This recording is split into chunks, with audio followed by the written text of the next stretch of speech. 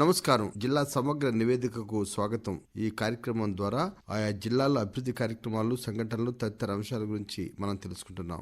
ప్రస్తుతం పెద్దపల్లి జిల్లా నుంచి మా ప్రతినిధి హనుమాండ్ల సంపత్ కుమార్ గారు అందుబాటులో ఉన్నారు. వారిని అడిగి మరిన్ని వివరాలు తెలుసుకుందాం.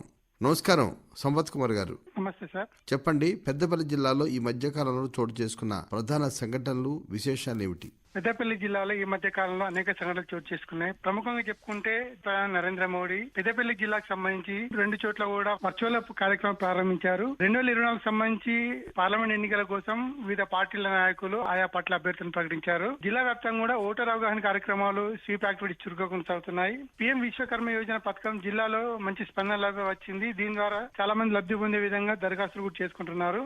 2024 పార్లమెంట్ ఎన్నికల నేపథ్యంలో పెద్దపల్లి పార్లమెంట్ నియోజకవర్గం నుంచి పోటీ చేసే వివిధ పార్టీల అభ్యర్థుల వివరాలు ఏమిటి? 2024 సంబంధించి పార్లమెంట్ ఎన్నికల నేపథ్యంలో వివిధ పార్టీలకు అభ్యర్థులను ప్రకటించారు. బీజేపీ పార్టీ తరఫున గోమాస శ్రీనివాస్ గతంలో కాంగ్రెస్ అభ్యర్థి, ఈ మధ్య కాలంలో బీజేపీ పార్టీ చేరడంతో అతనికి టికెట్ కేటాయించారు. బీఆర్ఎస్ తరఫున మాత్రం ఇప్పటికీ కొప్పుల ఈశ్వర్ ను ఆ పార్టీ అధిష్టానం ప్రకటించింది. గతంలో తెలంగాణ రాష్ట్రంలో మంత్రిగా పనిచేసిన కొప్పుల ఈశ్వర్ గత అసెంబ్లీ ఎన్నికల్లో ధర్మపురి నుంచి పోటీ చేసి ఓడిపోయారు. ప్రస్తుతానికి పార్లమెంట్ నియోజకవర్గం చూసుకుంటే మొత్తం 7 అసెంబ్లీ నియోజకవర్గాలు ఉన్నాయి. పెద్దపల్లి జిల్లా నుంచి 3 నియోజకవర్గాలు, పెద్దపల్లి, రామగుండం, మంతనితో పాటు జైత్యాల నియోజకవర్గంలోని ధర్మపురి, అదేవిధంగా మంచిర్యాల జిల్లాకు సంబంధించి చెన్నూరు, బెల్లంపల్లి, మంచిర్యాల మొత్తం 7 నియోజకవర్గాలు కలిపి పార్లమెంటు సెగ్మెంట్ ఉంది. దీంట్లో ప్రస్తుతానికైతే బీఆర్ఎస్, బీజేపీలు అభ్యర్థులు ప్రకటించినప్పటికీ కాంగ్రెస్ మాత్రం ఇంకా అభ్యర్థులు ప్రకటించలేదు. గతంలో ఇక్కడ ఎంపీగా పనిచేసిన బీఆర్ఎస్ తరఫున పోటీ చేసి ఎంపీగా గెలిచిన వెంకటేష్ నేత కానీ ప్రస్తుతం కాంగ్రెస్ లో చేరిపోయారు. చెన్నూరు శాసనసభ్యులుగా ఉన్న జి వెంకటేష్ యొక్క కొడుకు గడ్డం వెంకటేష్ కూడా కాంగ్రెస్ టికెట్ నుంచి ఆశించడంలో ప్రముఖంగా వినిపిస్తున్నారు. జిల్లాకు సంబంధించి పలు అభివృద్ధి కార్యక్రమాలను ప్రధానమంత్రి నరేంద్ర మోదీ వర్చువల్ గా ప్రారంభించారు. వాటికి సంబంధించిన వివరాలు ఏమిటి?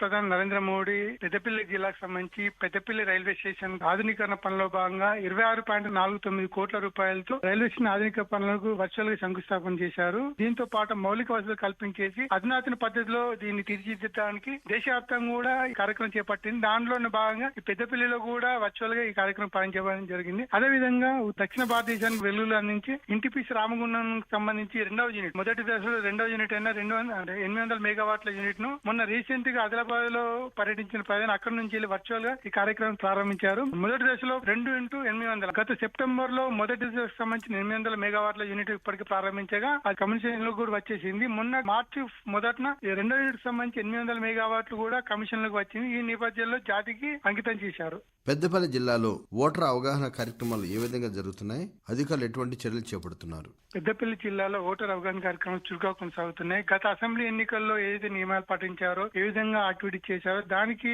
మించి కూడా ఇంకెక్కువ స్థాయిలో చేయడానికి జిల్లా అధికారులు సన్నద్ధమయ్యారు, అలర్ట్ చేస్తున్నారు కూడా. ఇది ముఖ్యంగా చూసుకుంటే గత ఎన్నికల్లో ఎక్కడైతే ఓటింగ్ శాతం తక్కువ నమోదైందో ఆయా ప్రాంతాల్లో ప్రత్యేక గుర్తించి వారికి ప్రత్యేకంగా ఓటర్ అవగాహన కార్యక్రమాలు నిర్వహించి ఓటింగ్ శాతం పెంచే విధంగా కూడా చర్యలు తీసుకుంటున్నారు. దీనికి సంబంధించి ఇప్పటికే జిల్లా కలెక్టర్ జిమ్మిల్ ఖాన్ ఆధ్వర్యంలో జిల్లా అధికారులతో పాటు అదనపు కలెక్టర్ వీరంతా కూడా సమీక్ష సమావేశం నిర్వహించి బూత్ లెవెల్ లో కూడా ఓటర్ అవగాహన కార్యక్రమం ప్రతిష్టం చేసే విధంగా కూడా చర్యలు చేపట్టడం జరిగింది.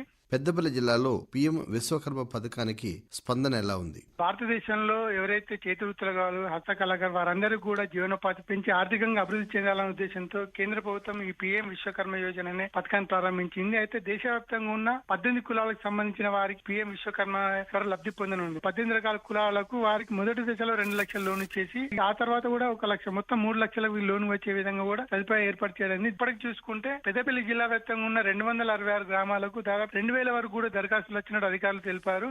అదండి, పెద్దపల్లి జిల్లా నుంచి మా ప్రతినిధి హనుమాండ్ల సంపత్ కుమార్ గారు అందించిన జిల్లా సమాచార నివేదిక. మరి మరో రోజు మరో జిల్లా సమాచార నివేదిక విందాం. అంతవరకు సెలవు, నమస్కారం.